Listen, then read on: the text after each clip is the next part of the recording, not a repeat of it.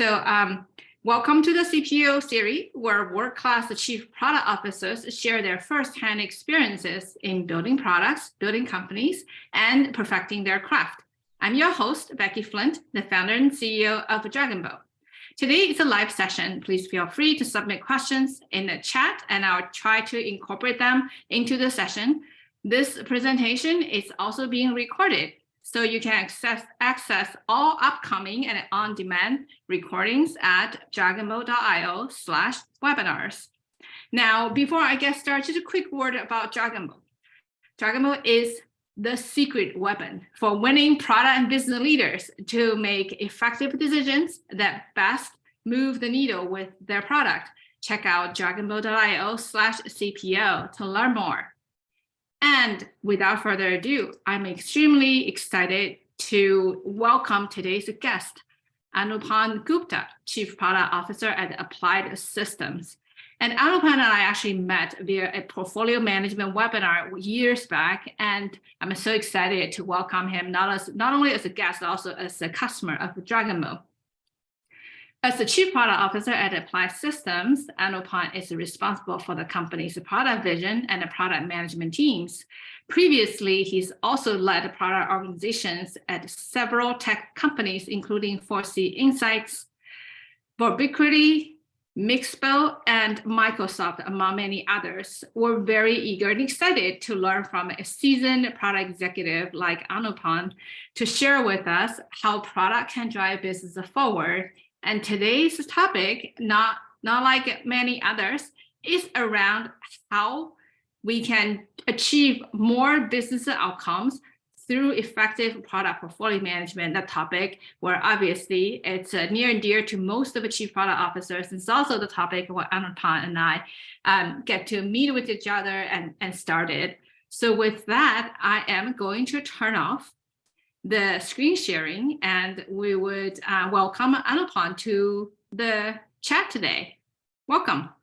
Hey, Becky, thank you. Excited to be here. I've heard a few of these podcasts even before we started working together, and excited to have a conversation today. Great. So today we're going to cover upon three general topics. One is about outcome-focused framework led by product leaders, and how you drive growth and cross-team collaborations at scale. And then last but not least is what are some of your best learned advices on optimizing, improving product strategy? So maybe we can get started a little bit about your CPO journey. How do you come to where you are today? What are some of the key things you're thinking about companies that start looking at new roles and when you join a new company, for example, at Apply? Yeah, so let's talk a little bit about my journey. So my entire career, right, after computer science, business school, all that has pretty much been in product and software companies. Right? I think there are two vectors that I kind of think about from my career perspective. One is the different verticals that I've kind of worked in, and the second is different stages of companies that I've worked in. So obviously way back when I started, hey, I was a product manager, large big tech company, Microsoft, grew up through the ranks there. But after that, my journey took me from big tech to startups, a little startup, Series A, and kind of the growth stage that happened there. And then I would say the last decade or so, the sweet spot that I really like is the mid-stage companies, which have achieved maybe product market fit in one product, but now are thinking about how do we expand the portfolio? How do we, add more products? How do we capitalize on a bigger addressable market? And so I've done a few stints in that mid-stage, right, where, hey, I've been a part of an acquisition. I've been a part of running, the product team at the company that acquired us. And then now I am at Applied Systems. So when I think about the verticals that I've been in, again, it's multiple verticals, right? It's all SaaS, but for digital media or ad tech. And now it's insurance technology. So I think that's really kind of my journey, right? Different stages, different verticals, but fundamentally it's about SaaS. This is a very interesting, sometimes you think about, I definitely work with the CPOs that work in one vertical and some of us specialize in different. So share a little bit of what are some of the differences as you move from sort of like a startup to like you mentioned like a bigger company and a scaling company and a startup, probably where are some of the most value you can add as you start as a CPO in these places? Yeah, and I think that's right there is probably one of the biggest learnings that I've had in my career, which is there is no kind of one formula for the success of a product organization. In fact, a design principle for me is that the product team looks different at different stages of company's growth, right? And that means that the product team, not only the composition of the product team, but what the product team is focused on, looks different at different stages of growth. For example, I'll go back to an experience where when I joined the team, it was probably a team of about 100 people, right? And we had one product at the time, which had found product market fit, right? That means multiple customers are kind of using, the product. Great. There's repeatability. Fantastic. But that wasn't enough to kind of drive the value creation that the investors are looking for. So I think you have to go back to that, right? First, what's the overall kind of business strategy? The business strategy in this particular case was you have to expand from the one product to a broader portfolio of products, because that's what ties into our revenue growth, our addressable market expansion. So then when you come back to kind of product and how you think about the product teams, well, let's set it up that way. Let's make sure that, there is, a clear drive to whatever is working, keep making it working better, right? At the same time, we are intentional about setting up new initiatives that are maybe more experimental, and we have to find, product market fit. And then when they all start working together, when that happens, then the next part becomes, now I've got multiple products in my portfolio. How do I start integrating that so that it becomes more like a suite versus individual products? So I think the stage of company kind of determines the overall, product focus. And that I saw in one vertical, we are successful in navigating that. But that's the same thing now I'm seeing at a more established company like Applied Systems, where we've got core products that are used by hundreds of thousands of users. We got to keep making it better. Yet we have our eyes on all these expansion and adjacent opportunities that we also need to capitalize on while integrating everything. So I would say those are some key lessons learned on different stages and what we need to do at each stage. Right. So you brought on a few very interesting points. I'm going to just double click on some of them. One thing you mentioned is that when you a certain stage of company, you have one product that's doing really well, and then you want to grow in the others. And there's a lot of interesting dynamic in companies. Some companies will never succeed in that. It's just a one product company. And because the fight of the core business sort of like very capitalized versus your investment in other areas. So I think that's some of the things you talk about, the framework and the portfolio.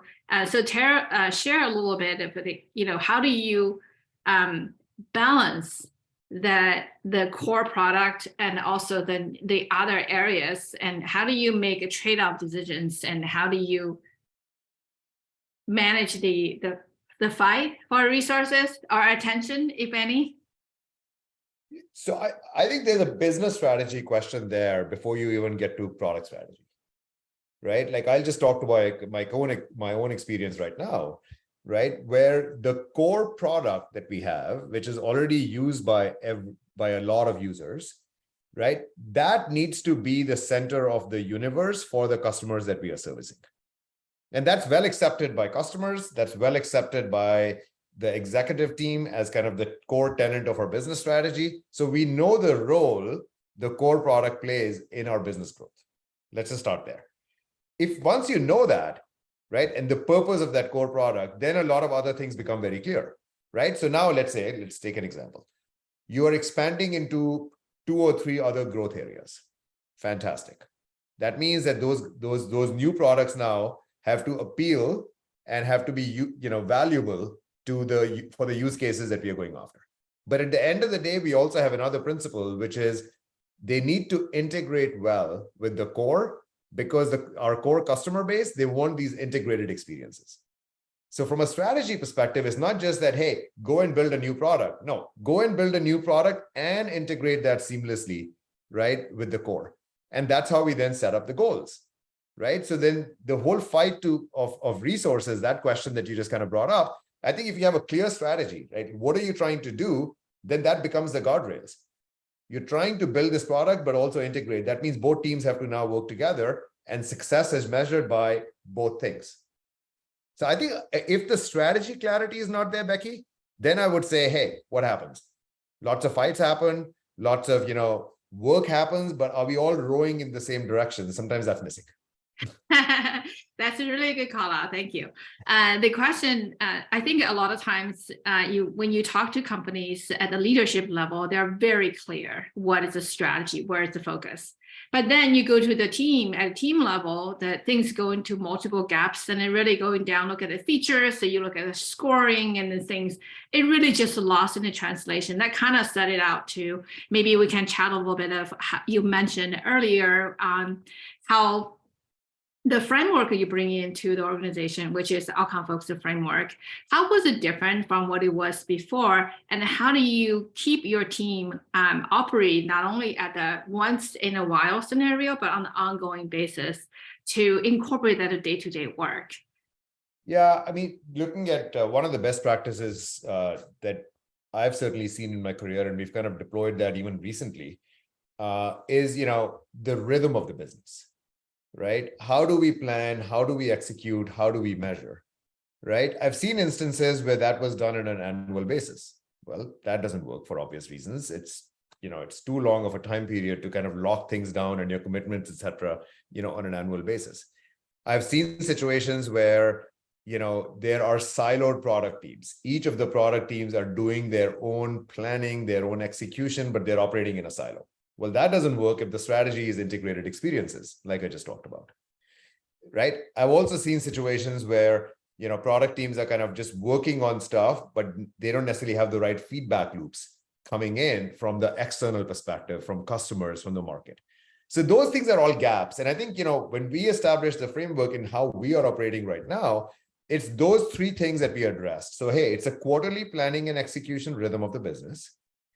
Right? It is voice of the market, customer feedback loops incorporated, right? And we are focusing on a few horizontal things that cut across products. That's the framework. Those are the themes that we are working on as a business. That's how we are reporting out our progress. And by the way, then it's incumbent on us as leaders to make sure that we are repeating, so that people in the different teams understand what we are trying to do and why. The context, right? The why. I think that's incumbent on us as leaders. If people don't understand the context, of course, they're going to, keep doing things. But I think, and this takes time, change management takes time, but I think repetition is important, context explanation is important. And then frankly, then you take it to how is performance management done, right? If all these things have been communicated, and that's the last piece here. This is a really good call out. So you mentioned that before, like a really successful product organization really need a really good cadence.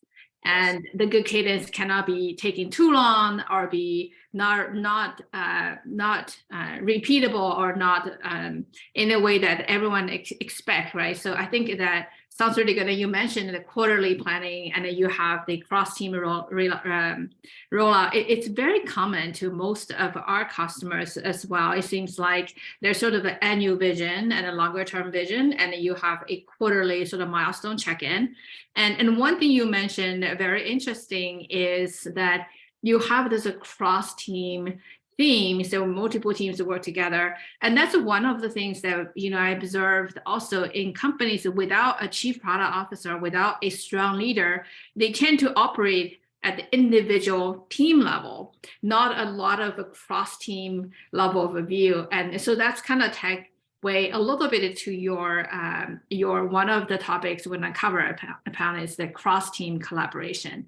So that's a sort of like something that you think is really important. So share a little bit of, what was it like for a not so good cross-team collaboration, and why is it important to be a good collaboration? And maybe we can dive deeper in some of the learnings, observations. Yeah, I mean, I've seen this in a previous experience where, we had a startup and we very much had, and by the way, we are super innovative.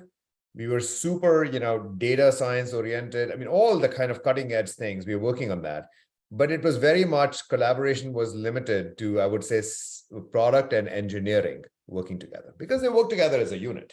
So I think one element of cross-team collaboration is product and engineering. And when I say product, it's kind of the trifecta, right? It's product management, user experience, engineering working together. Now, it doesn't always happen that those things are working together, but let's just start there. Even that was a problem, Becky, right? Even that's not enough. Why is that not enough? Because now where is the voice of the market in this whole thing? Where are the learnings from sales, from customer experience, from why we are losing deals, what our competition is doing, right? Where is that and how is that feeding in? And then, by the way, when new products are coming out and you're launching something, how are you bringing all the right stakeholders to the table so that they know what's coming out and how everyone is going to play a role in successfully bringing a product to market? So my key thing there is cross-team collaboration. By the way, it's not even a question of why is that important. It's the only way to do things. So let's just kind of start there. And there are multiple layers. It needs to happen well within product and engineering, but then it also needs to extend out, right, to the other, GTM stakeholders, go-to-market stakeholders, both feedback coming in and the right activities happening before we launch successfully in the market. And I think that model I've seen over the years, and that's how we are trying to kind of operate. It's not always easy. In fact, oftentimes I think the friction is, hey, teams are operating in silos, product and engineering do their own thing. We don't know what's happening, transparency issues, you hear all that, but it goes back to what's the structure, how are we operating? Right. And you really brought out something. And I think you probably alluded to some of the things that we observe a lot in our customers as well, which we call is a full end-to-end product process. That obviously product engineering is a core part of it, but there's definitely a market and a market-facing go-to-market team and the input into that, and then tied to your goals and strategy. And then there's sort of like the go-to-market playbook, right? You have to tie it into how do you do marketing launches, the emails, the education, all that stuff. So the we call the PDLC playbook in Dragon Mode really helps quite a bit. And I'm really happy to hear you call that out a lot, because quite often when you talk to a product team, you think about collaboration, it's like a product and engineering, product and a product. They forget the product exists in the whole sort of the whole process, right? And the product cannot deliver value if a customer are not using it. And so that whole thing tied to go-to-market parts are really, really cool. So I love that you said, when you mentioned the cross-team collaboration, it's not just between this product team and that product team, it's really across the whole company in terms of that. Now, there's something very interesting to think about. It can be something too much of a good thing, right? You talk about the structure and the framework. So sometimes we have seen scenarios that product managers got pulling way, way, way to the front. They get bombarded with the features and the requests and stuff.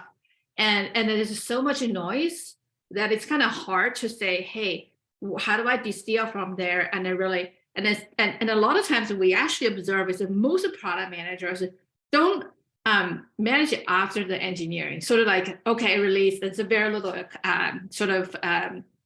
involvement in terms of adoptions and the usage in others. So what's your observation, and what are some of your tips in how to drive the proper balance across the PDLC? Let's use that word. No, I think it's really important, right? Because I think one of the things that is a scarce commodity is the time that product managers have, just because they wear so many hats and they can kind of get pulled into so many different directions. So therefore, some structures, some rules of how we operate, I think help. As an example, one of the things we've recently done is deployed kind of a quarterly cycle where we are listening to customers, right? They have all their feedback, et cetera, coming in, but we are evaluating and prioritizing what we are going to take on a quarterly basis as we are locking down our commitments.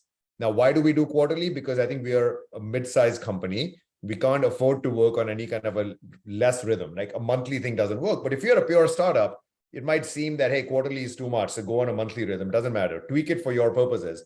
But we look at all those things on a quarterly basis, and then we decide how much we are going to take on. How much of that input intersects with something that we are planning on the roadmap anyway, versus how much of these are things that we need to make room, right, from a capacity allocation perspective to pick up a few important, customer asks. So I think you have to set some kind of operating procedures, but that's how kind of we approach it. But the other part of this is We also saw a lot of pain points initially where customers were giving us all these all this feedback. And then they were like, hey, this is a black hole. We're not hearing back from you. Right. And so we also have to avoid that. So now we make it a point on things like, let's close the loop. If something is kind of, taken on the roadmap, great, let's tell them that. If it's not, hey, not now, thank you for the feedback. And then we keep kind of doing it that way. So I think that's one way we kind of handle this. And that also provides some guidance to product managers on how they should think about this. This is really, really cool. I think that closing the loop is one thing. And the other one is to incorporate the customer listening as a part of planning is, I totally agree with you. That's all. We recommend our customer to do that as well, so that you will have a time to have a snapshot of the thing. So you have a bigger picture versus a one-off, that you lost the context as well. The trend and patterns kind of hard to get. I know that our team has been working with your team a little bit in the last couple of quarters. Some of the things that are incorporating your philosophy into it. So I'd love to hear a little bit of how this is, how do you see a platform like a Dragon and your philosophy would work seamless together to help the team to be more successful, and like you said, time is the most precious commodity, right? So would love to hear a little bit your suggestions to the audience. Yeah, I mean, let's start with kind of some of the core tenets of what I just talked about. We've got a complex portfolio, and the only way to approach the portfolio is portfolio-wide planning and execution, right? So let's just start there. Because we had that situation, it made sense to say, okay, well, how do we now kind of do that, right? How do we have the right visibility at a portfolio level? How do we plan at the portfolio level? How do we, break down our work so that, there are initiatives that span different teams? We have visibility into which teams are supposed to work on this. Once they are planned, we have visibility into how, what resource allocation is kind of going there, but from different teams. Once we finish planning, we are executing. How do we have visibility? Again, the word is visibility, right? Visibility at the portfolio level across teams, right? Those are things that we just need to do to be more efficient. Because if we don't do that, what happens?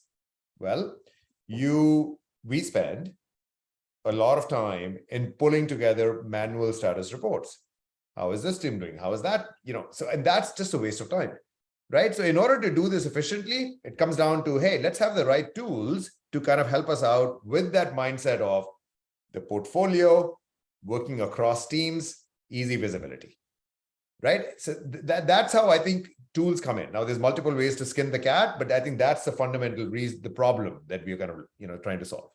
Right. And that's really important, not only, like you mentioned, efficiency, and also the visibility provided context, right? Context for everyone, from product managers to understand the context of strategy, and executive to understand the context of execution.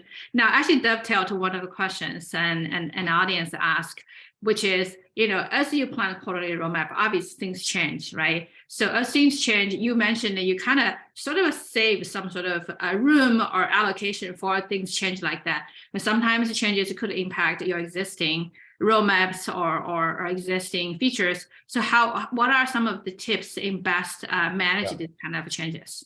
Yeah, it sounds really simple to say, hey, of course we're going to be agile, and of course if we need to adapt, we'll adapt. But sometimes it's easier said than done. If you've got a big product with, a dozen plus teams kind of working on something, it's not that easy to change things on a dime once you've committed to, let's say, a period of time like a quarter. So I think we are very mindful of, when we kind of do things like that. Now, if for some reason something does bubble up, we absolutely need to change something. It's some important trade-off that needs to be made. What we've kind of gravitated to as a tip is we do monthly execution reviews. And in that monthly execution review, we would surface, hey, here is a trade-off we need to make. Here is why we are recommending that. Now, do we agree as an exec team that we're going to make that trade-off? If we do, decision made, off we go. Right? So that's just our kind of, call it our ritual of how we kind of handle this, which is, on a monthly basis. Now, if there are some smaller teams, we also have new products that we are working on, which are very small teams, and they can work like a startup. So they don't even need to wait for this monthly thing. They might just say, hey, for the next sprint, I'm hearing something and let me incorporate that in the next sprint. But I think you just have to be mindful of which model you're choosing. But the point is to make an explicit trade-off. And then that becomes the revised plan. I like how you mentioned sort of the quarterly planning, and then you have the monthly basically check-in of business reviews so that you can account for that. So the rhythm, it is so important. We've seen companies 100%. Doing bi-weekly, we've seen a company doing monthly, and that rhythm is so important to, visibility, system, and rhythm and operating model and PDLC. These are the things that sounds so basic, but when you don't have a basic, just nothing advanced can be done. So it's so very well said.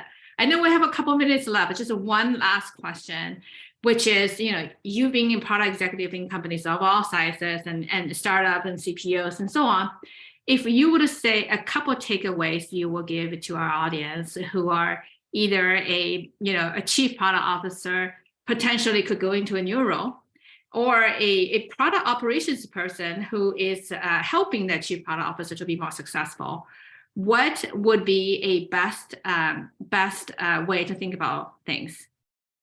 Yeah, so I look at it a couple of things. First, just recognize what stage you are at, and don't just apply one size formula. How you operate depends on the stage of the company. So that's tip number one. That's where I started out our conversation. I think the second thing then is, before you even get to product strategy, make sure that there's alignment with the business strategy.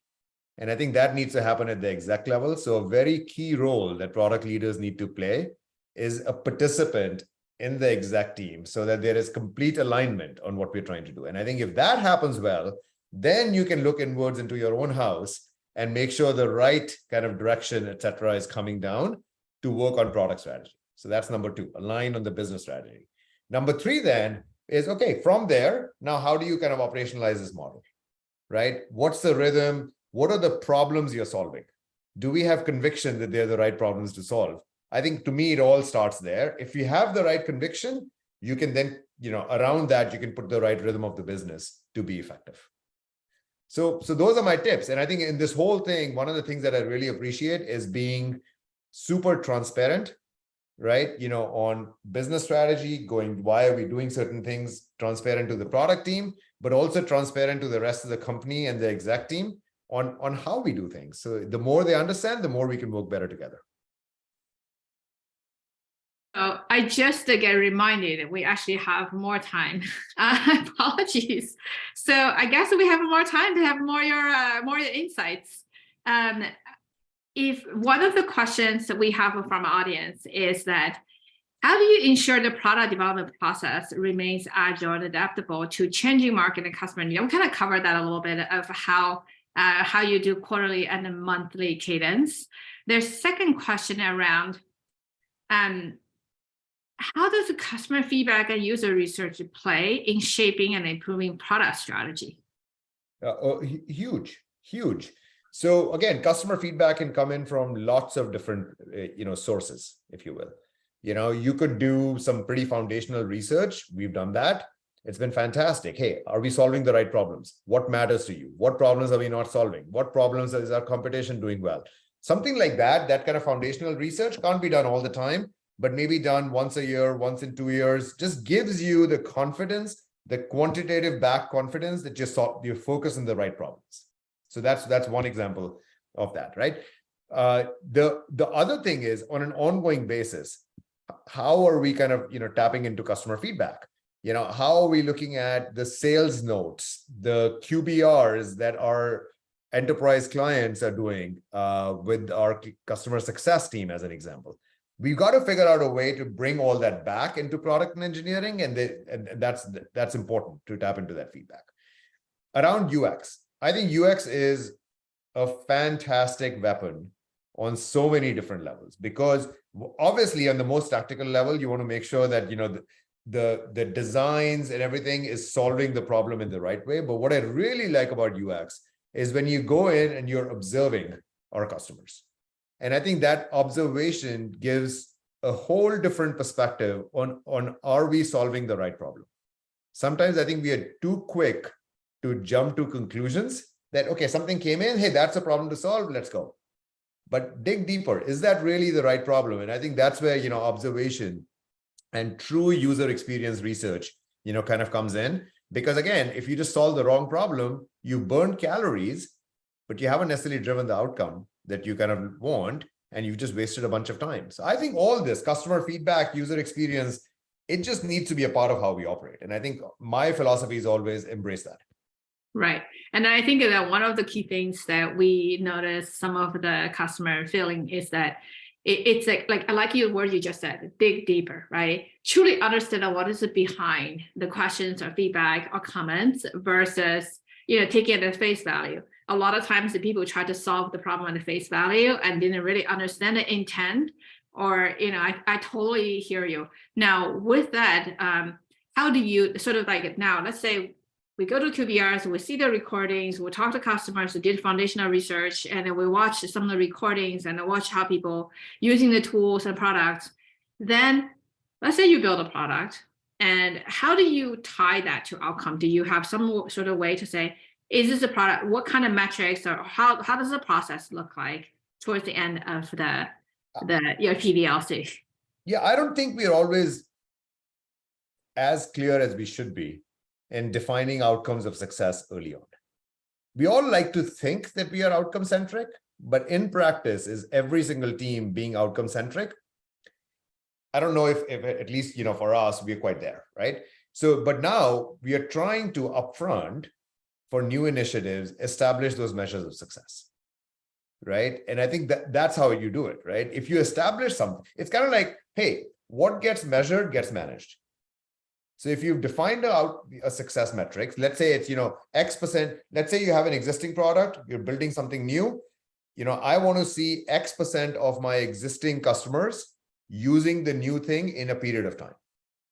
Okay, great, set a target. Now, if it's not X%, you got to go dig deeper into what's standing in their way, right? That's an example of if you set an outcome, measure it, but then dig deeper.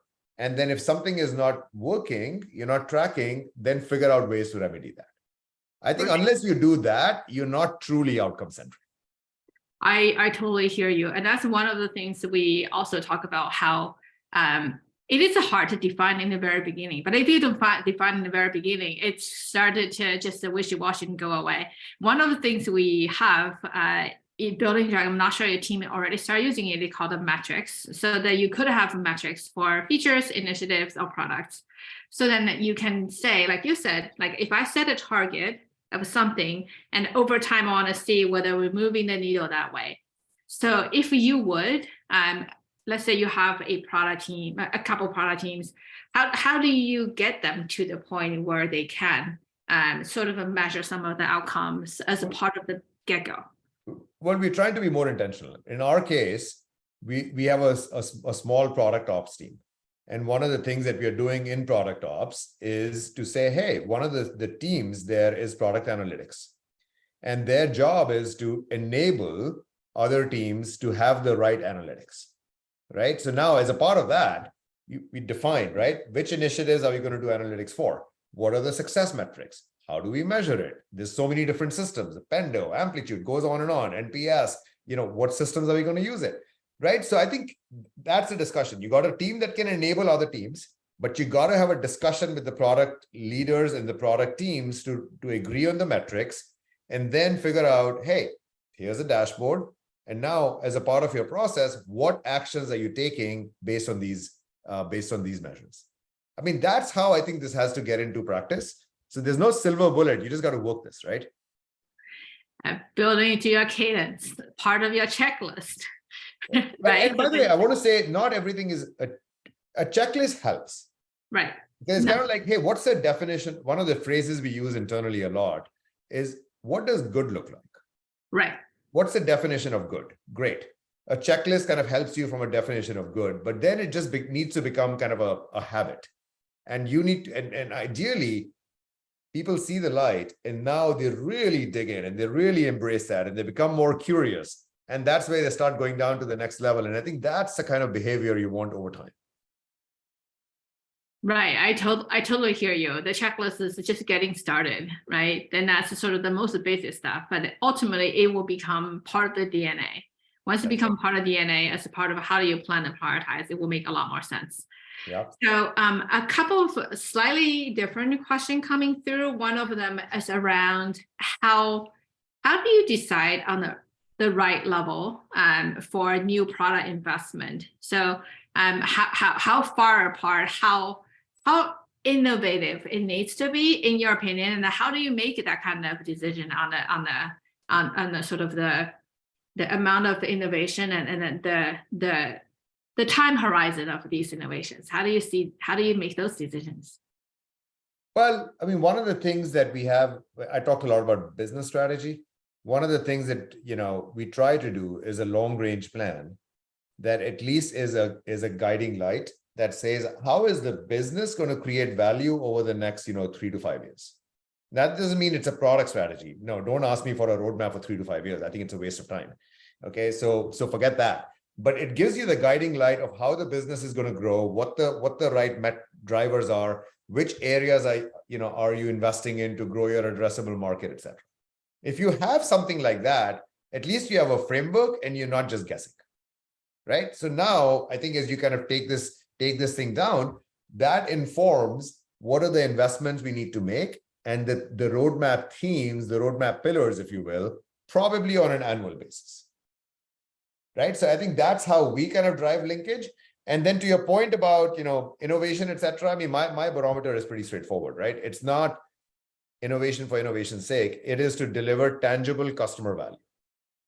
So, hey, if we know what problems we need to solve because customers value something, then if there are new innovative initiatives, link it back to value. What value are we delivering to customers and how are we making their lives easier? That's what I want to see. I just don't want to see some innovative moonshot project sitting on the side. It needs to be tangible value to deliver, tangible linkage to value. Right. So you did, and this is a really good call out as well, is that I think you talk about business strategy, a longer term vision, and then determine the themes. And the themes really drive your quarterly planning and your product strategy down the road. And then when you have this platform together, you would tie your allocations in either long-term goals or themes or different innovation versus the core. Those are all the portfolio principles and the responsive product portfolio principles in terms of you have a different dimensions of allocation. And it's so great to hear you cover all those elements.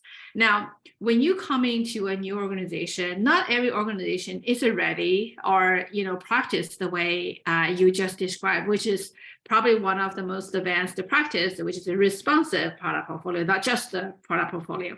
So how do you get the team to see it and agree and understand that? Or it's something that you have to make quite a bit a change in how people operate? I mean, it depends on the team. I've certainly seen situations where, it's quite a different practice from how, the team was operating so far. But, and this is where listening comes in, right? Like in my opinion, whenever I'm joining a new company, I don't just go and say, here is my playbook, do it this way. Recipe for disaster, right? Because you can't, I mean, it's not a theoretical exercise. It's kind of real world stuff, right? So the real world stuff is, let's listen. I mean, I know I have some learnings in my mind, right? Through my different experiences, but I don't call that a playbook. I call them learnings around what does good look like. And I have those learnings in mind. Now, as you kind of listen to a lot of different folks, whether it's product, it's engineering, it's user experience, it's other teams, a pattern starts emerging on where are we in that spectrum of good?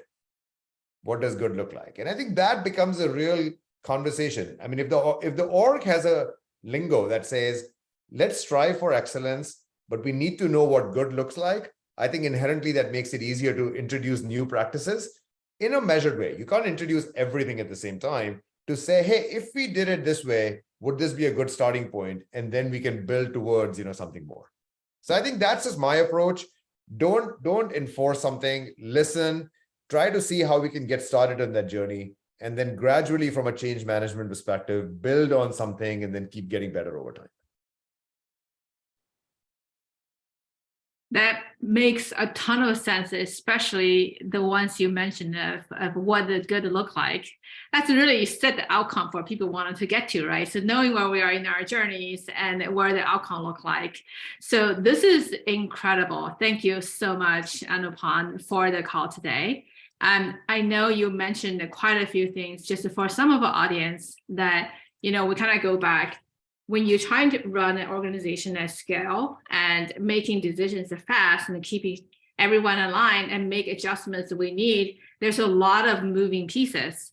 So you can see super successful chief product officers in their organizations rely on the tool to drive decisions, rely on the platform to make decisions. So if you want to know more about DragonBoat, visit dragonboat.io/CPO to sign up for a demo or hear more from experts like Anupam about how to lead outcome-focused product organization. So any lasting passing words, Anupam, to product leaders, how to be outcome-focused and drive business results as fast as they could? Now, listen, first of all, Becky, thank you for having me here. I enjoyed the conversation. I think we talked about some techniques that are out there today, but just know that, best practices are coming out all the time. So just keep an open mind, experiment with some of these things, and frankly, don't be afraid to tweak it for your own organization, because again, I don't think there's a cookie cutter model here for everybody, but these are hopefully some good, best practices, if you will, and then build on that and make it your own. All right. Thank you, everyone. We're all out of time today. Thank you, Anupam. It was very, very helpful. So have a good rest of the day, everybody. Until next time, cheers.